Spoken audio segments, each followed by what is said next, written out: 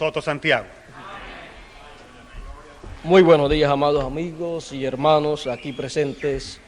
Es para mí un privilegio estar nuevamente con ustedes. Excúsenme que me detuve un poquito, pero mientras más me detuviese, más podía traer. Así es que fue por causa de que estaba haciendo algunas notitas y ya estamos listos. Vamos a buscar nuestras Biblias allá en el libro del profeta Zacarías. Leeremos en el capítulo 12.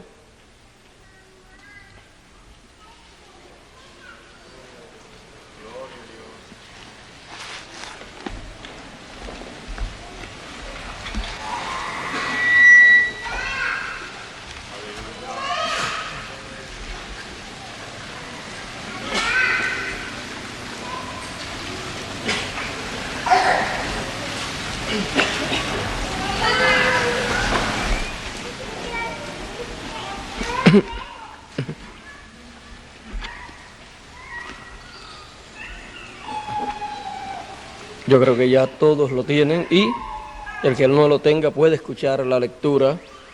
Dice en el capítulo 12 de el profeta Zacarías, comenzando en el verso 10, dice de la siguiente manera: y derramaré sobre la casa de David y sobre los moradores de Jerusalén espíritu de gracia y de oración. Y me mirarán a mí, a quien traspasaron, y harán llanto sobre mí, como llanto sobre unigénito, afligiéndose sobre mí, como quien se aflige sobre primogénito. En aquel día habrá gran llanto en Jerusalén, como el llanto de Adadrimón, como el llanto de Adradimón en el valle de Megido. Y la tierra lamentará cada linaje de por sí. El linaje de la casa de David por sí, y sus mujeres por sí. El linaje de la casa de Natán por sí, y sus mujeres por sí. El linaje de la casa de Leví por sí, y sus mujeres por sí. El linaje de Simei por sí, y sus mujeres por sí. Todos los otros linajes, los linajes por sí y sus mujeres por sí. Que Dios bendiga su palabra en nuestros corazones. Hablaremos sobre el tema llanto en la casa de David y en Jerusalén. Pueden tomar asiento si tienen la bondad. Llanto en la casa de David y en Jerusalén. Aquí podemos ver que Dios señala para los días finales un evento muy importante para la casa de David y para Jerusalén. Es que para los días finales el Señor va a derramar espíritu de oración y espíritu de gracia sobre la casa de David y sobre los moradores de Jerusalén. Y dice que van a mirar a él, a quien traspasaron, y va cada familia de por sí a lamentarse, a llorar, y van a decir: ¿qué heridas son estas en tus manos? ¿Y qué heridas son estas que tienes? Él les dirá: con ellas fui herido en la casa de mis amigos. Todo esto es lo que la casa de David y Jerusalén, los moradores de Jerusalén, han de ver en los días finales. Y todo esto lo que está mostrando es el gran momento en que el pueblo de Israel ha de despertar a una realidad a la cual ha estado dormido, a la cual ha estado inconsciente por aproximadamente 2000 años. Encontramos que el pueblo hebreo no ha conocido lo que aconteció 2000 años atrás con aquel joven de Nazaret llamado Jesús de Nazaret.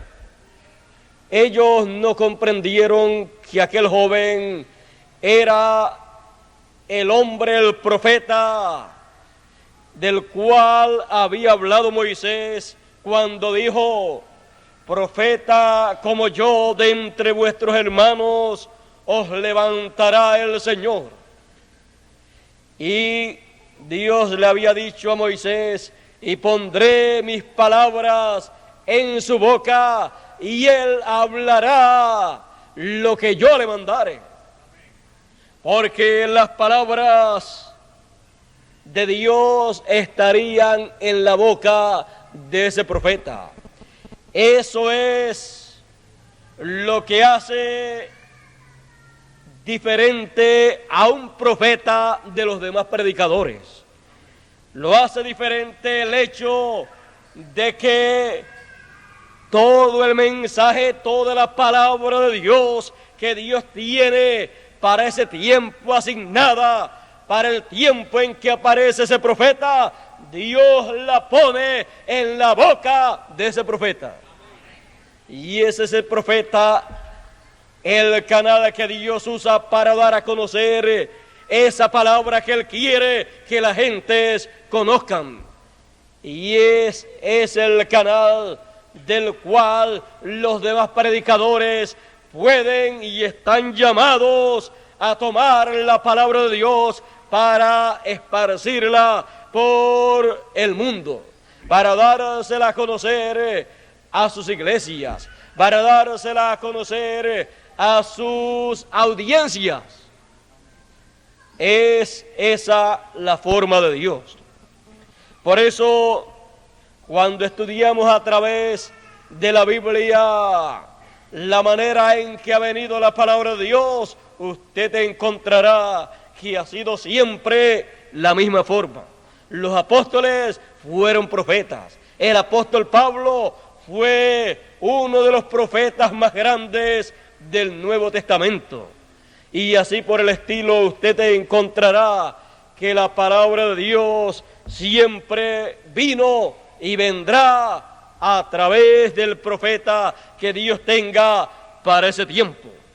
Ahora podemos ver que el pueblo de Israel, cuando vio a Jesús aparecer en la escena hebrea, no vio a Jesús como el profeta que ellos estaban esperando, aunque hizo todas las señales que él tenía que hacer. Él no tenía que hacer más señales de las que le fueron encomendadas, pues él siempre decía: lo que al Padre le agrada, eso es lo que yo hago. Él decía: yo no hago nada de mí mismo, sino lo que yo veo al Padre hacer, eso es lo que yo hago. Lo que Él me muestra que yo haga, eso es lo que yo hago. Por eso Él no podía hacer más señales de las que Él hizo. Y cuando le pedían señales del cielo que Él las hiciera, Él no las hacía, porque Él tenía un sinnúmero de señales asignadas para hacer, y de ahí Él no se salía, porque Él no hacía lo que le agradaba a la gente. Él no hacía lo que le agradaba a los fariseos y saduceos cuando le decían: haznos una señal. Él no hacía eso, porque Él no había venido para agradar a la gente. Él no había venido para agradar a los sacerdotes, a los ministros de aquel tiempo. Él no había venido para agradar al sumo sacerdote. Él había venido para agradar al que lo envió, al Padre. y el Padre le mostraba todas las cosas que a él le agradaban que Jesús hiciera. Por lo tanto, Jesús solamente hacía lo que al Padre Celestial le agradaba que su Hijo hiciese. Por eso el Padre Celestial dijo en una ocasión: este es mi Hijo amado, en el cual me complazco morar. En otra ocasión dijo: este es mi Hijo amado, en el cual me complazco morar, a él oíd. Fueron dos ocasiones en las cuales el Padre habló del Hijo. Una cuando Juan lo estuvo bautizando, Juan el Bautista, y otra en el monte de la transfiguración. Dos momentos muy grandes en que Jesús fue identificado como el Hijo amado, en el cual el Padre Celestial se complacía morar. Y encontramos que como el Padre se complacía en el Hijo, y el Hijo se complacía en hacer la voluntad del Padre, el Padre dijo que lo escucharan a Él, que escucharan al Hijo. ¿Por qué? Porque las palabras que estaba hablando el Hijo eran las palabras del Padre. Por eso Jesús decía: yo no hablo de mí mismo, sino lo que el Padre me da para hablar. Lo que oigo a Él hablar, eso es lo que yo hablo en el mundo. Así es que, en palabras claras, sencillas, en palabras entendibles a nosotros, el Padre Celestial tenía un transmisor de su voz aquí en la tierra. Y la gente que quisieran oír al Padre Celestial podían escucharlo a través del Hijo, porque nadie vio a Dios, sino que el Hijo lo manifiesta, lo da a conocer. Por eso el que oía al Hijo estaba oyendo al Padre, y el que recibía al Hijo estaba recibiendo al Padre, al que lo había enviado. Por eso entonces el pueblo de Israel, si quería escuchar a Dios, tenía que escuchar a Dios a través de Jesús. Tenía que verlo manifestado en Jesús, pues había sido hablado de Jesús a través del profeta Isaías, que ese niño que la Virgen tendría sería Emmanuel, que traducido, que interpretado, que declarado es Dios con nosotros. Dios estuvo con los seres humanos en medio del pueblo hebreo 2000 años atrás en un hombre.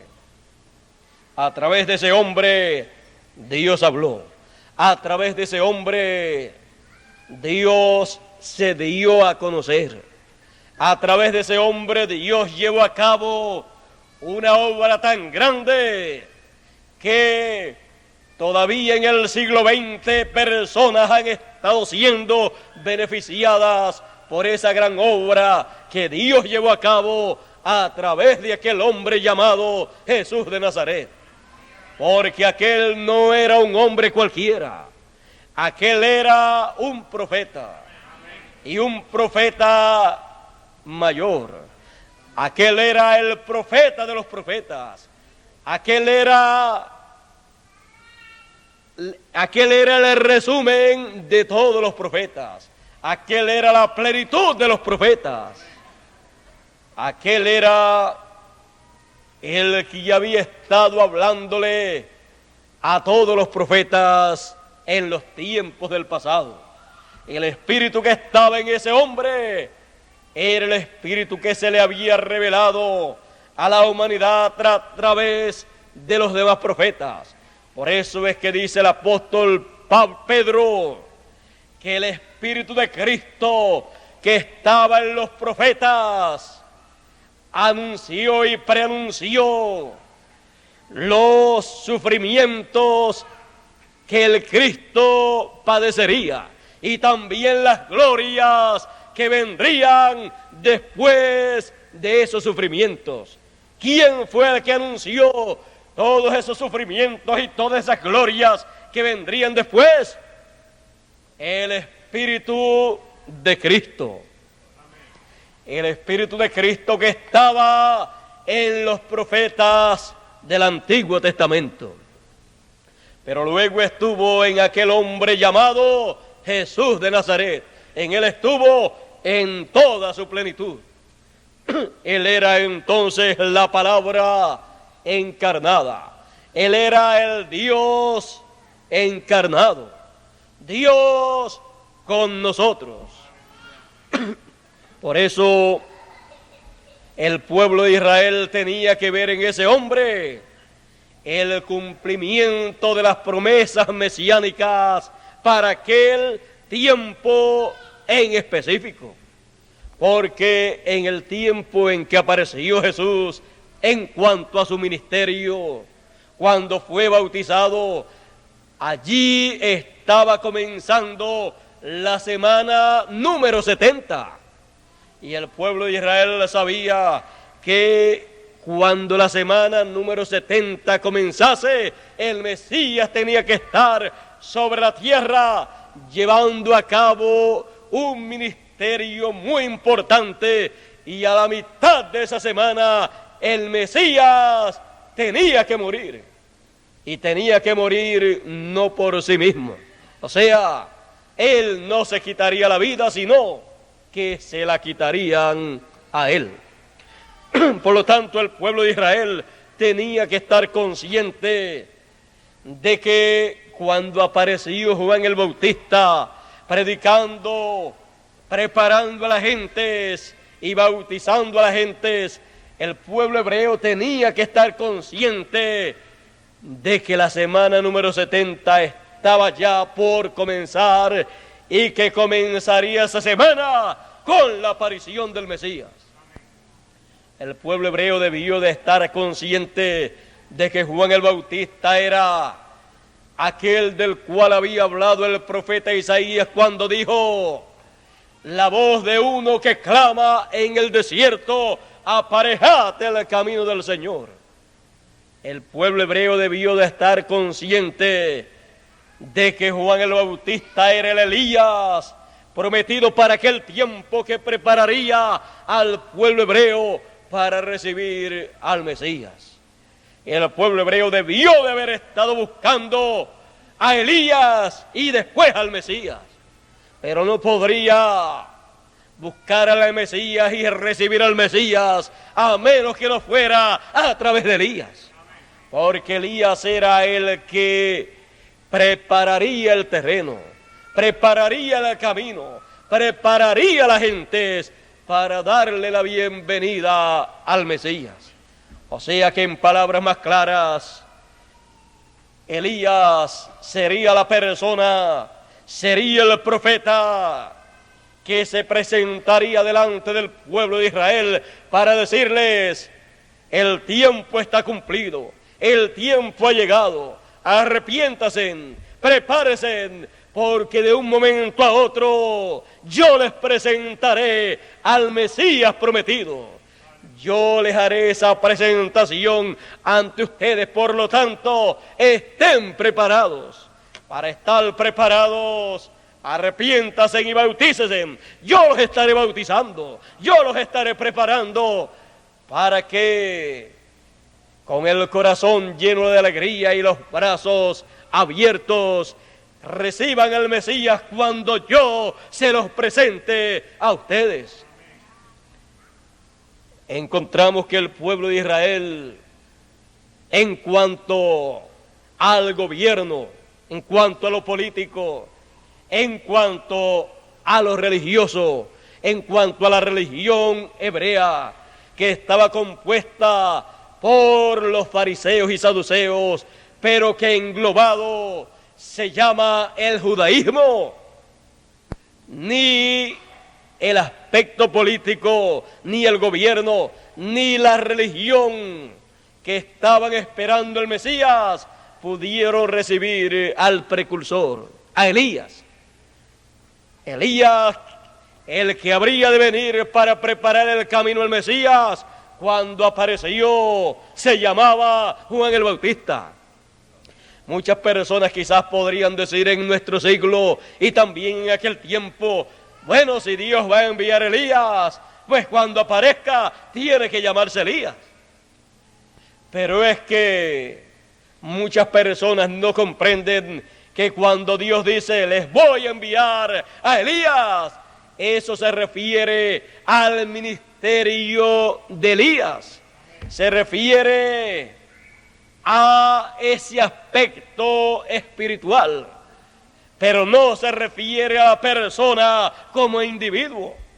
No se refiere a la persona en sí, sino a el ministerio en sí. Por eso, cuando apareció Elías en aquellos días, se llamaba Juan.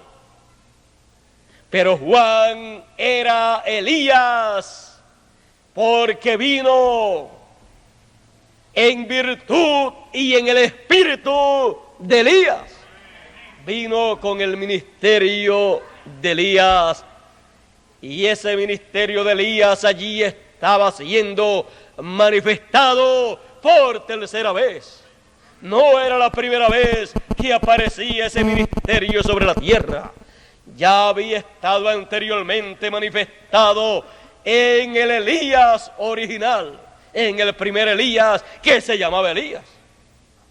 Y por eso, cada vez que ese mismo ministerio se manifiesta, se le llama el ministerio de Elías, porque el primero en donde estuvo manifestado en esa forma fue en el profeta Elías. Luego de estar manifestado ese ministerio de Dios en el profeta Elías, ese ministerio volvió a manifestarse por segunda vez en Eliseo.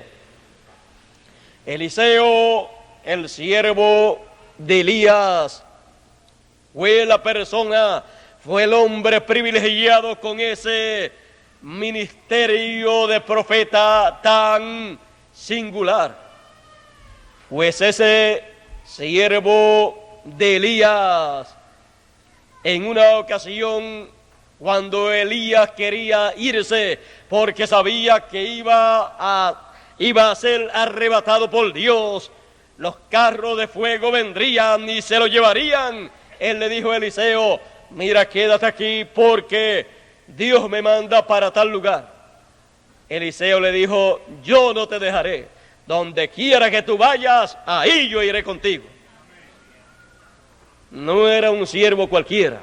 Al primer siervo que Elías tuvo, cuando Elías tuvo que salir huyendo, Elías dice que lo dejó en un sitio por allá y el siervo se quedó y Elías se fue solo.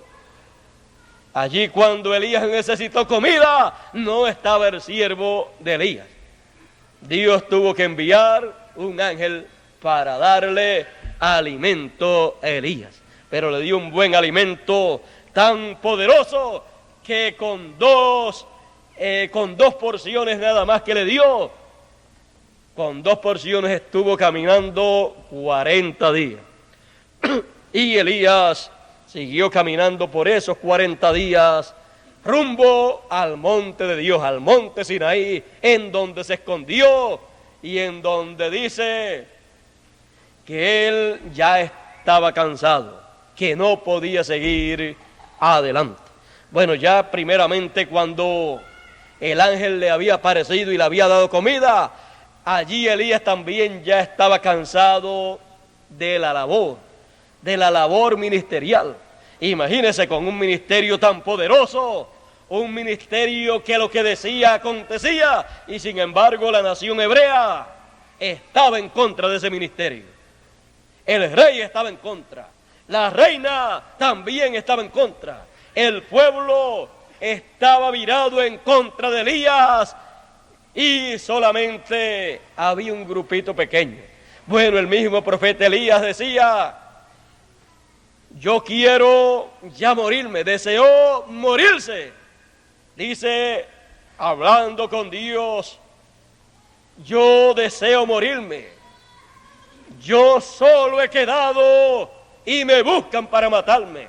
Dios le dijo: mira, Elías, hay 7,000 rodillas que no se han doblado a Baal.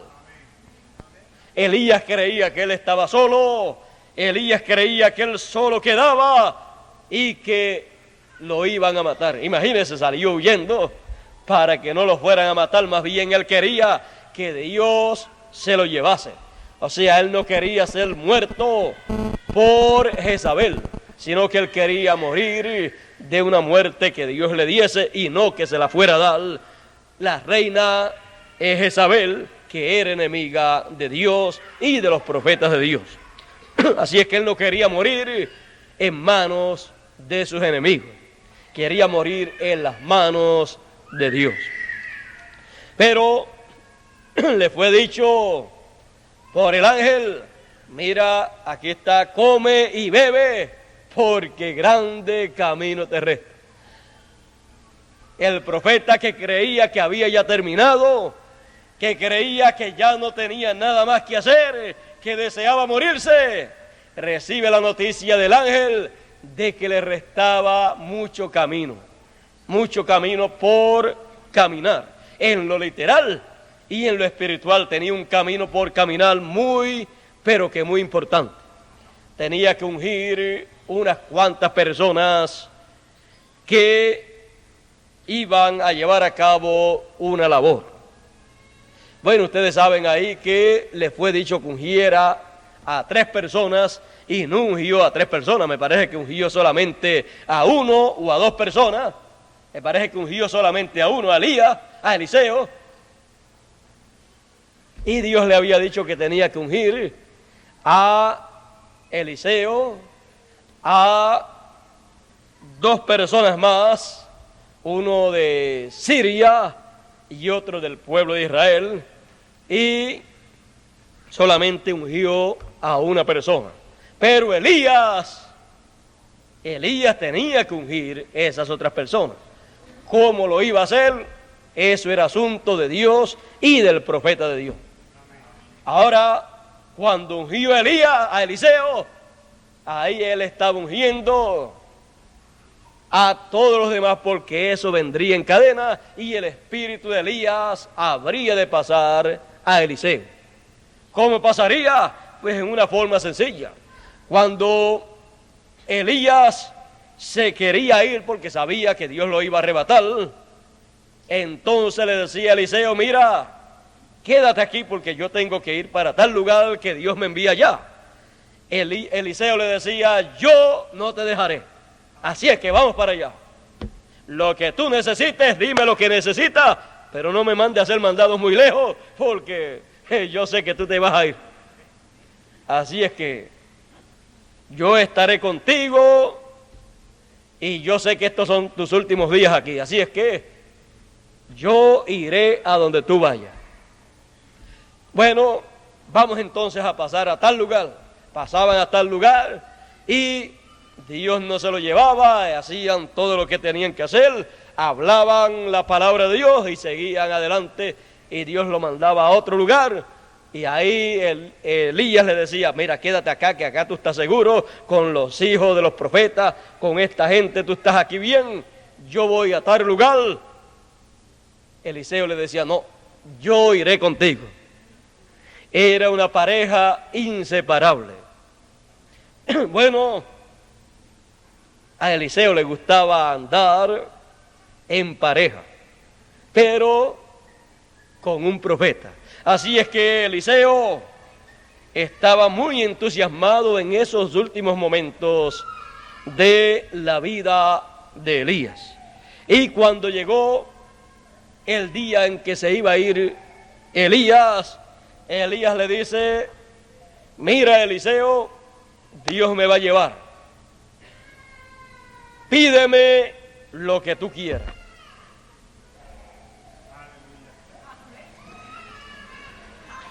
Eliseo dice, bueno, eso era lo que yo estaba esperando. Yo estaba calladito, no había pedido nunca nada. Al profeta no le había pedido nada a Elías, pero aquí él me dice que yo pida lo que yo quiera. Así es que yo tengo en mi corazón una petición. Así es que Eliseo, bueno, se iba a quedar solo, pero él no quería quedarse solo. Él sabía que el cuerpo de Elías se iba a ir, pero él quería que Elías se quedase. Y había una sola forma para que Elías se quedase.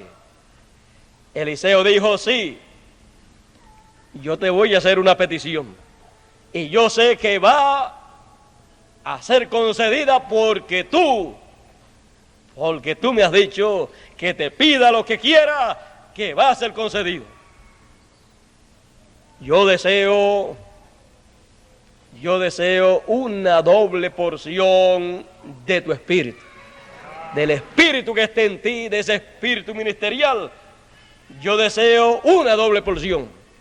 En palabras más claras, Elías, tu ministerio ha sido muy útil.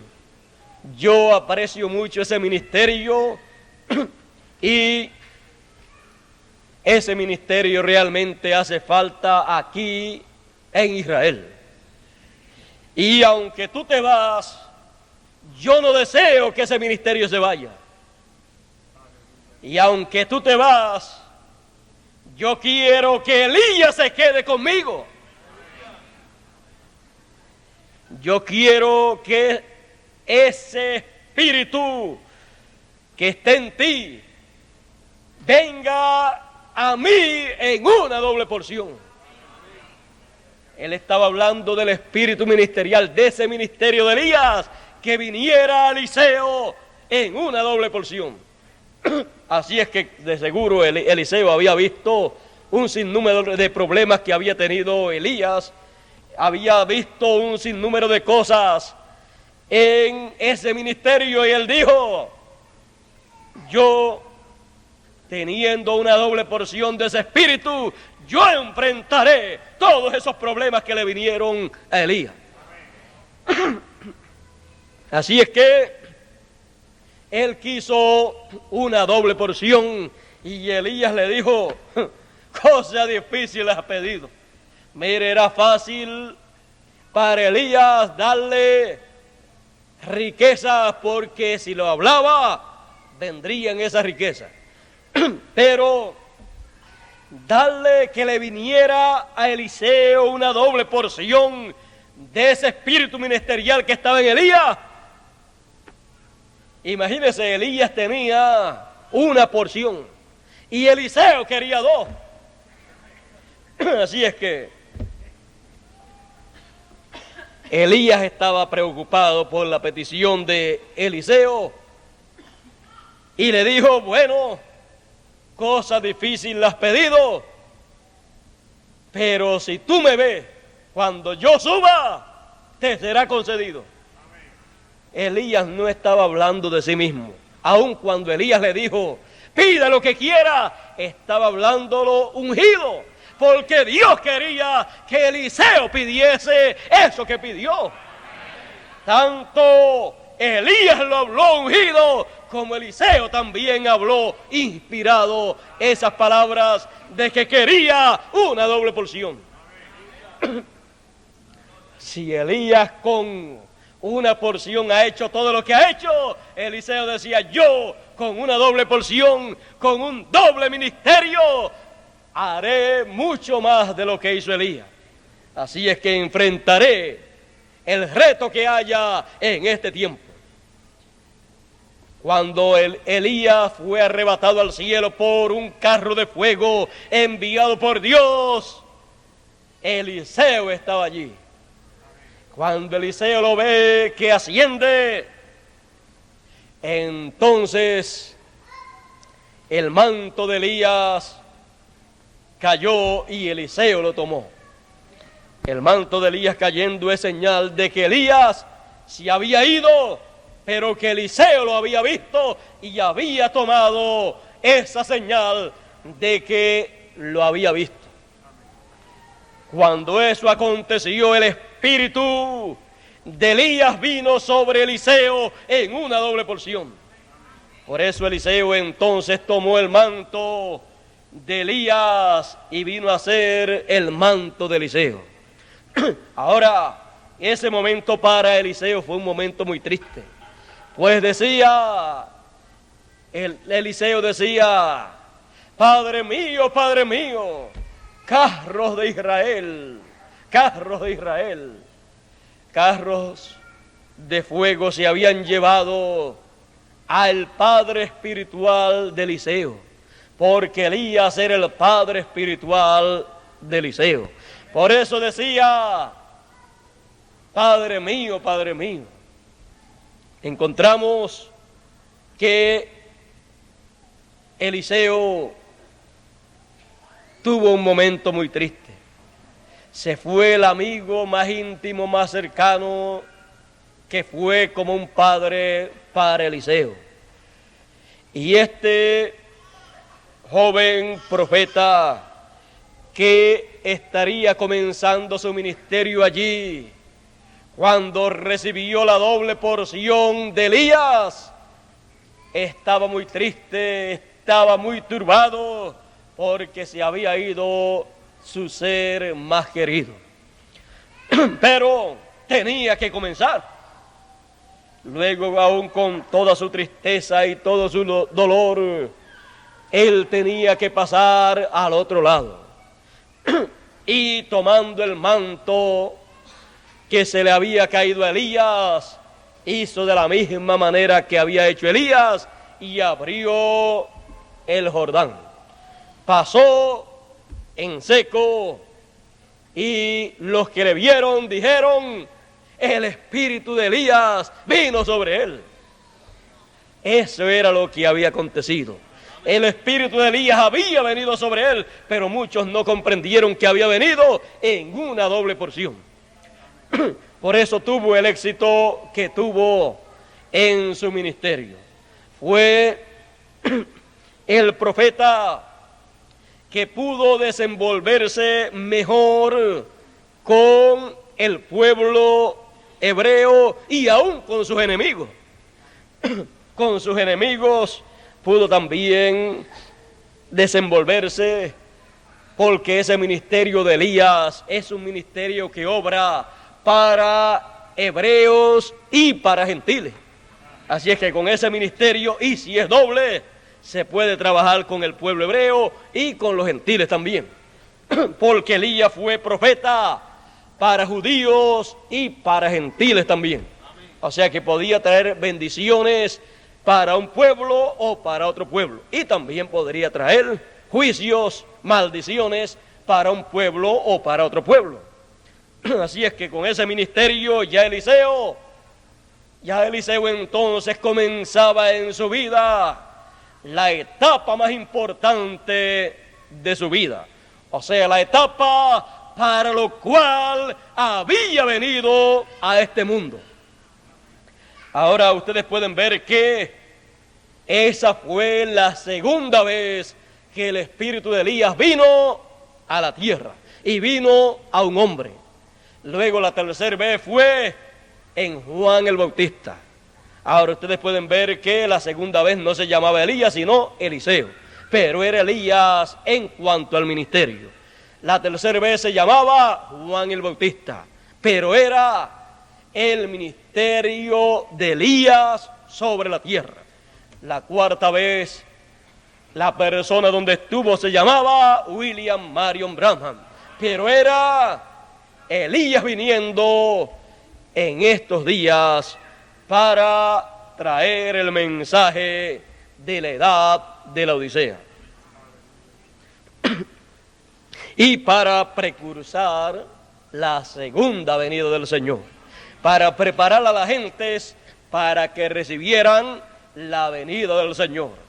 Así como Juan el Bautista preparaba a las gentes y después les presentó al Mesías, le mostró al Mesías.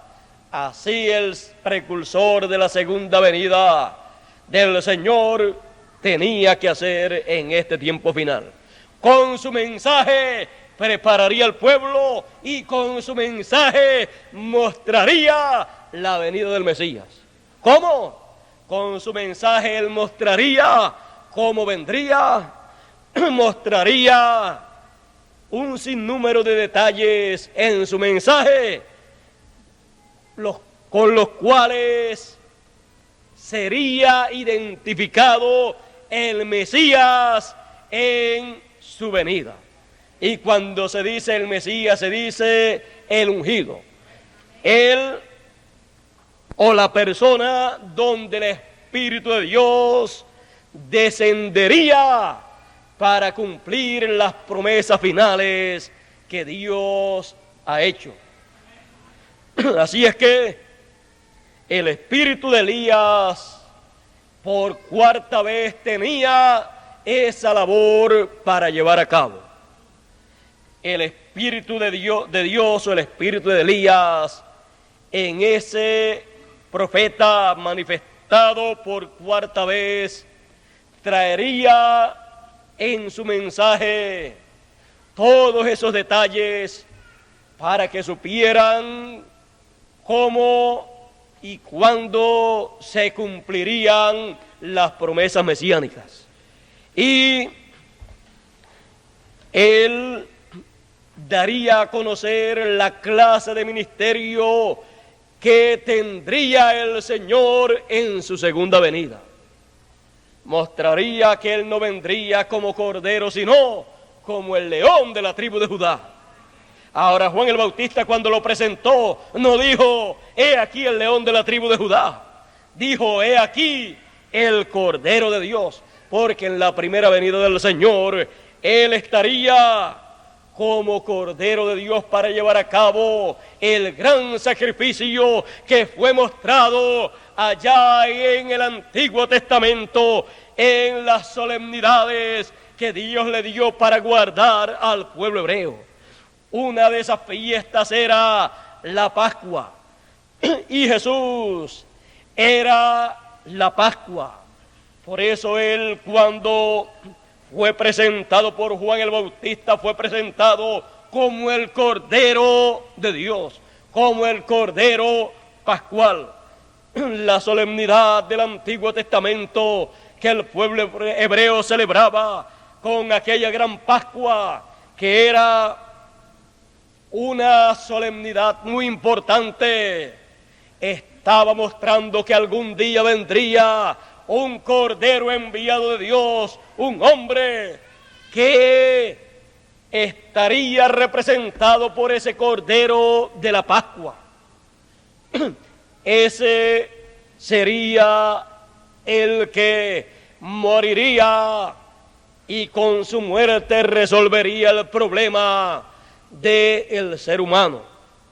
Por eso, cuando apareció Jesús de Nazaret, allí estaba el Cordero Pascual.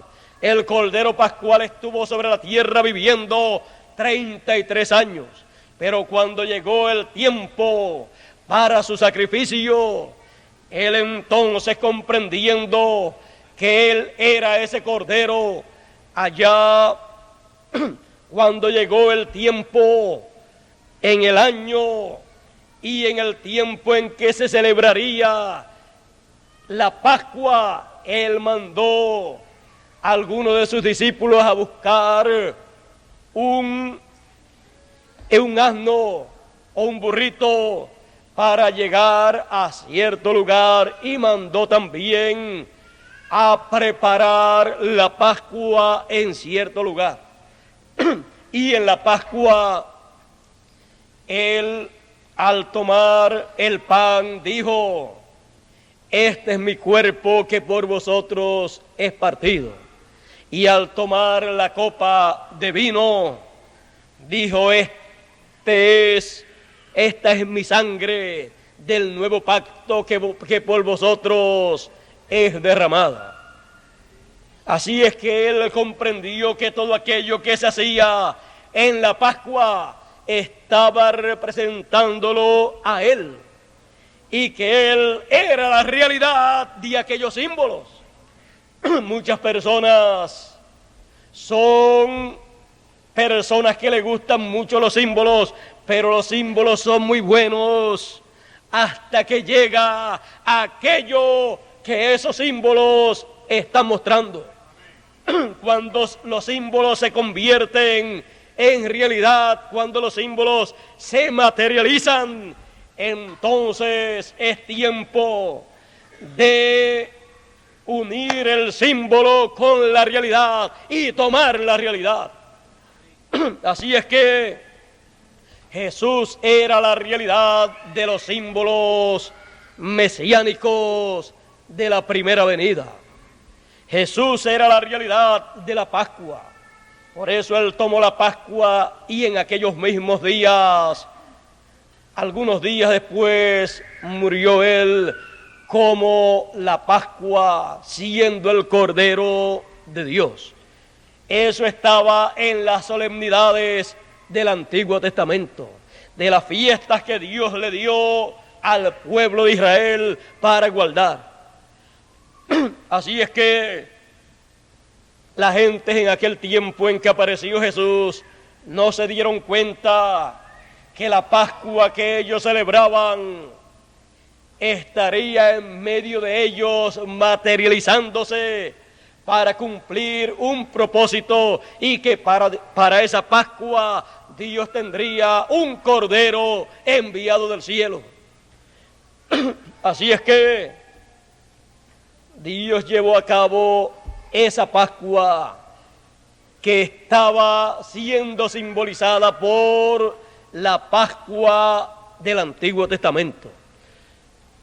Luego de eso, usted tiene que comprender entonces que todas estas fiestas del Antiguo Testamento que fueron ordenadas al pueblo hebreo, esas fiestas que fueron ordenadas para el pueblo hebreo practicar en cierto tiempo de la historia de la raza humana, esas fiestas, esos símbolos se convierten en una realidad en el plan de Dios. Luego vemos otra fiesta, otras solemnidades. Por ejemplo, vemos cuando es mecida la gavilla y son tomados los primeros frutos, y esa gavilla es mecida delante del Señor. Y luego de eso, en la cosecha, al finalizarse la cosecha, entonces eso se celebra otra fiesta, y eso ocurre a los 49 días, después de 49 días de haber mecido la gavilla de los primeros frutos. Luego de eso, 49 días después, o sea, 7 semanas después de pasadas 7 semanas o 49 días, llega el día 50, y en el día 50 se lleva a cabo otra solemnidad, se lleva a cabo otro evento grande, el cual es conocido como la fiesta de Pentecostés. Encontramos que 50 significa Pentecostés. Así es que en ese día se celebraba un evento muy grande en donde se ofrecía, en ese día 50, se ofrecía delante de Dios una ofrenda, se ofrecía delante de Dios todo eso que Él había dicho. Dice que ofreceréis nuevo presente a Jehová. Se ofrecería nuevo presente a Dios. Así es que podemos ver eso ahí en la palabra. Y vemos que se hacían un sinnúmero de sacrificios en ese día. era 50 días después de haberse ofrecido la ofrenda de las gavillas, o sea que es la ofrenda de los primeros frutos. Se había ya mecido la gavilla y después, 49 días después, el día 50, se ofrecía un nuevo presente a Dios. Ahora todo eso se hacía al pie de la letra en el pueblo hebreo, año tras año.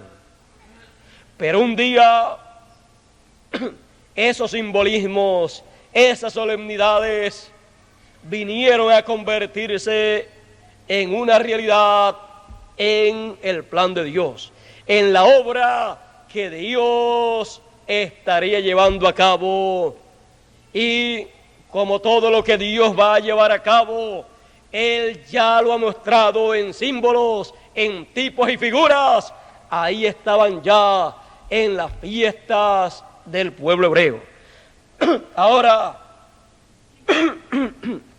luego de la Pascua, luego del Señor haberse ofrecido como el Cordero de Dios, en la Pascua de Dios, en el plan de Dios, en la obra de Dios, que fue representada esa obra como la Pascua y tipificada en la Pascua del pueblo hebreo.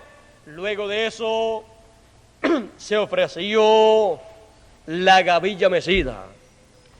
Ese fue el Señor, esa gavilla mecida. Luego de eso, 50 días después,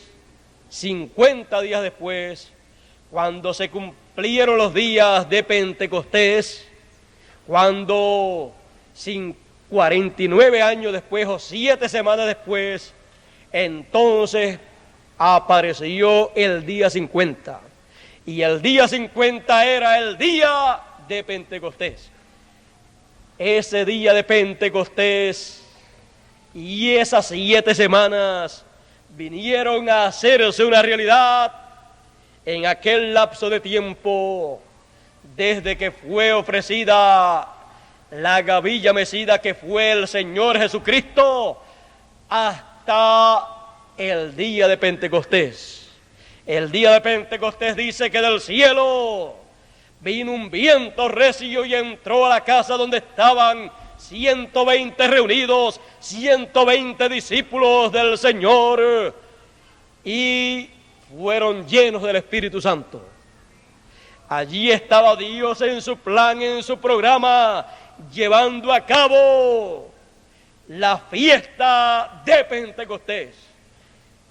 El pueblo hebreo la llevaba a cabo en sus símbolos, pero ahora Dios la está materializando, la está haciendo una realidad para el beneficio de las gentes que estaban allí y de los que recibirían bendiciones de ese evento que estaba Dios llevando a cabo. Ahora vemos que el día de Pentecostés y lo que aconteció allí ya estaba simbolizado en la fiesta del día 50 que llevaba a cabo el pueblo hebreo. Así es que vemos que esas fiestas del pueblo hebreo allá en el Antiguo Testamento no están ahí para lujos, no están ahí tampoco para que el uso o el significado de esas fiestas sea solamente la práctica que le da el pueblo hebreo. No, esas fiestas están ahí mostrando que en el programa de Dios, para cada tiempo, Dios tendrá para llevar a cabo lo que Él muestra en esas fiestas del Antiguo Testamento. Ahora ya vimos la Pascua en el Antiguo Testamento y cómo Dios la hizo en su plan. Vimos también Dios la había tipificado allá cuando el pueblo de Israel salió de Egipto. Todo eso estaba hablando de lo que el Señor Jesucristo habría de hacer. Luego, la gavilla mecida estaba hablando de Jesucristo, que fue la gavilla que fue mecida y presentada delante de Dios como primer fruto. Luego, lo que aconteció el día de Pentecostés, que fueron llenos del Espíritu, eso había sido mostrado en la fiesta de Pentecostés del pueblo hebreo, que practicaba año tras año, el día 50, contando las 7 semanas luego de ofrecerse la gavilla mecida. Ahora vean ustedes que es más glorioso cuando Dios cumple eso que Él ha simbolizado en esas fiestas del Antiguo Testamento, que practicar esas fiestas en símbolo. Ahora usted me pregunta, ¿y queda acaso alguna otra fiesta o otras fiestas del Antiguo Testamento que todavía no se hayan materializado? Quedan todavía algunas que no se han materializado, que se van a materializar. Y de una de ellas fue que yo le leí al comienzo. Cuando le leí eso que dice Zacarías, que la casa de David y Jerusalén llorarán y mirarán y verán al que ellos traspasaron. Cuando eso se cumpla para Israel, cuando Israel vea eso, cuando Israel esté pasando por esa etapa, cuando Israel esté pasando por esa etapa, se estará cumpliendo en medio del pueblo de Israel la fiesta o la solemnidad o el simbolismo que fue mostrado con el día de la expiación. Quiero leerles lo que dice Levíticos 23, verso 26 en adelante, y lee de la siguiente manera: y habló Jehová a Moisés. Así es que no son palabras de hombre, sino la palabra de Dios. Y habló Jehová a Moisés diciendo: empero a los 10 de este mes séptimo será el día de las expiaciones. Tendréis santa convocación y afligiréis vuestras almas y ofreceréis ofrenda encendida a Jehová. Ninguna obra haréis en este mismo día, porque es día de expiaciones, para reconciliaros delante de Jehová vuestro Dios. Porque toda persona que no se afligiere en este mismo día será cortada de su pueblo. Y cualquiera que hiciere obra alguna en este mismo día, yo destruiré la tal persona de entre su pueblo. Ninguna obra haréis. Estatuto perpetuo es por vuestras edades en vuestras habitaciones. Sábado de reposo será a vosotros, y afligiréis vuestras almas, comenzando a los 9 del mes en la tarde. De tarde a tarde holgaréis vuestro sábado. Ahora ustedes pueden ver aquí que en ese día de expiaciones es un día en que hay que afligirse, y el que no se aflige en ese día será cortado del pueblo. Eso es lo que dice la ley divina con relación a esta solemnidad, a esta fiesta. Y acá en Zacarías capítulo 12 dice que viene un día, un tiempo en que la casa de David y Jerusalén con sus moradores llorarán, se lamentarán, se afligirán y verán al que ellos traspasaron. El que ellos traspasaron es la expiación. Él es la expiación por los pecados del pueblo hebreo.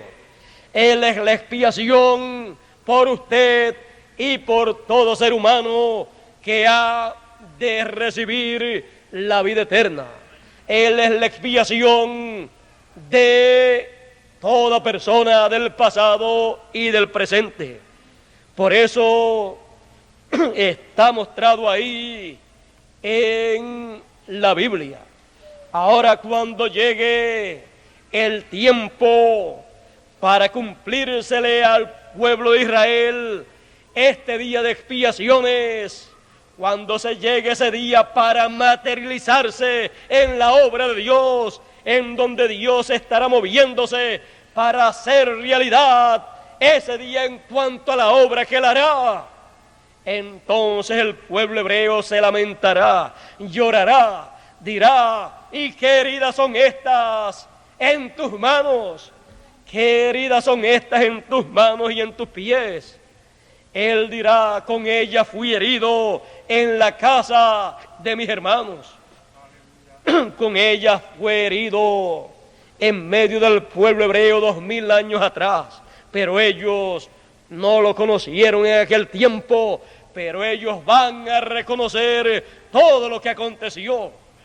Ellos se van a dar cuenta de todo lo que aconteció y van a lamentarse, van a llorar, van a sufrir, cada uno de por sí, cada familia de por sí, cada tribu de por sí. Y cuando eso esté realizándose, ese será el tiempo en que Dios estará llamando 144,000 hebreos que estarán llorando y lamentándose, que estarán viendo la expiación, estarán en esa hora del sacrificio, estarán viendo esa expiación y estarán recibiendo el cumplimiento de las promesas mesiánicas. Ese será un gran día. Pero antes de llegar ese día, tenemos que comprender que hay un momento muy importante que precede a ese día. ¿Saben lo que es? Unos versos anteriores a lo que leímos, dice en el capítulo 23 de Levíticos, verso 23 en adelante, dice: y habló Jehová a Moisés diciendo: habla a los hijos de Israel y diles: en el mes séptimo, al primero del mes tendréis sábado.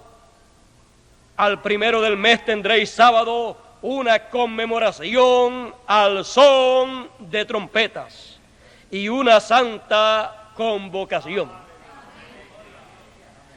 O sea que antes del pueblo hebreo tener el día de la expiación, que es el día 10 del mes séptimo, en el mismo mes séptimo, el día primero, tiene una conmemoración al son de trompetas. Así es que las trompetas vienen primero. O sea que todo eso está relacionado con el pueblo de Israel. Ellos tendrán la fiesta de las trompetas materializadas. Bueno, ¿y cómo se le van a materializar? ¿Cómo Dios le va a realizar la fiesta de las trompetas y después la fiesta o esa conmemoración o esa solemnidad de el día de la expiación? Bueno, para las trompetas, ¿quién le suena las trompetas? ¿Quién tiene que ver con las trompetas para el pueblo hebreo? Es Apocalipsis capítulo 11. Con eso se le materializará las trompetas al pueblo hebreo. Dios en su plan llevará a cabo, realizará lo que fue simbolizado en la conmemoración al son de las trompetas. Así es que veremos a ver cómo camina y cómo se regocija el pueblo de Israel al son de las trompetas. Para eso el ministerio de Moisés y Elías llevará a cabo, se manifestará para llevar a cabo esa gran labor. Y luego, con el son de las trompetas, ahí por ahí más adelante, ellos verán la expiación. Ellos tendrán realizado, se les realizará ese simbolismo del Antiguo Testamento. Y se lamentarán, llorarán, porque habrá llanto en la casa de David y en Jerusalén, en los moradores de Jerusalén. El pueblo hebreo tiene grandes promesas divinas, grandes promesas mesiánicas. El pueblo hebreo es el pueblo que como nación tiene las grandes promesas de Dios. Es el único pueblo con el cual Dios ha tratado como nación. En cuanto a los gentiles, Dios trata con los gentiles como individuos y con individuos de entre los gentiles. Pero con el pueblo hebreo, Él trata como nación. Por eso, todas estas cosas que le han de venir al pueblo hebreo serán cosas que estarán en el plan divino. Por eso es que ya en Apocalipsis capítulo 7 el ángel dice a los cuatro que tienen a los cuatro vientos aguantados, les dice un ángel fuerte que viene del nacimiento del sol, les dice a esos otros cuatro ángeles que no hagan nada, que no dejen que sople viento ni sobre el mar, ni sobre la tierra, ni sobre los árboles, hasta que sean sellados los escogidos de Dios. Hasta que sean sellados los 144,000 hebreos, 12,000 de cada tribu. Ahí en Apocalipsis 7 dice el número, y aún también en Apocalipsis capítulo 14, cuando ya ha sido todo el trabajo hecho. Vean ustedes que dice que Apocalipsis capítulo 7, que no sople viento sobre el mar, ni sobre la tierra, ni sobre los árboles, hasta que sean sellados en sus frentes los escogidos, los señalados del Señor.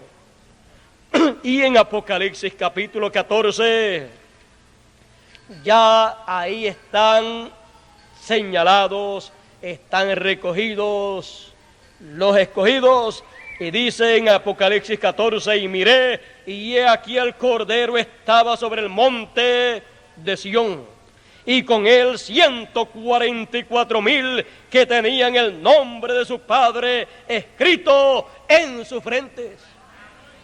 Ya aquí en Apocalipsis 14 ya fueron sellados, están sellados, tienen el nombre del Padre Celestial en sus frentes. Tienen la revelación divina del nombre eterno de Dios, lo tienen en sus mentes, lo tienen en sus mentes y en sus corazones. Porque cuando dice en su frente se refiere a la mente. Así es que tienen la revelación del nombre eterno de Dios y están con el Cordero en el monte de Sión. Así es que ya vieron la expiación, ya lloraron, ya se lamentaron y son colocados ahí en el monte de Sión. ¿Para qué? Para que sean los eunucos del rey y la reina. Ahora, no solamente ellos aparecen en el capítulo 7 y después el 14, sino que en el capítulo 7 también aparece una multitud que nadie podía contar.